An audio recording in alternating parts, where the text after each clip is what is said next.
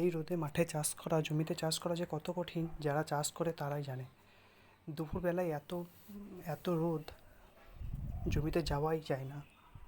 আর এই যে গঙ্গার জল দেখছো, গঙ্গার জল না হলে তো আমাদের এই চাষ হবেই না, কারণ পুকুর ডোবার কোথাও জল নেই।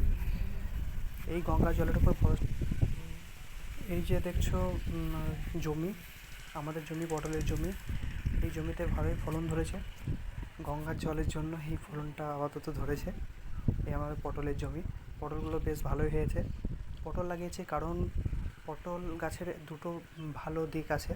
এক, পটলও বিক্রি হবে, দুই, পটলের লতিও বিক্রি হবে, তার জন্য আমরা পটল গাছ লাগিয়েছি।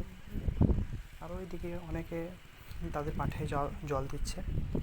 গাইজ, আমার এই চ্যানেলটাকে তোমরা একটু সাবস্ক্রাইব করে দিও, পাশে থেকো এইরকম ভিডিও দেখার জন্য।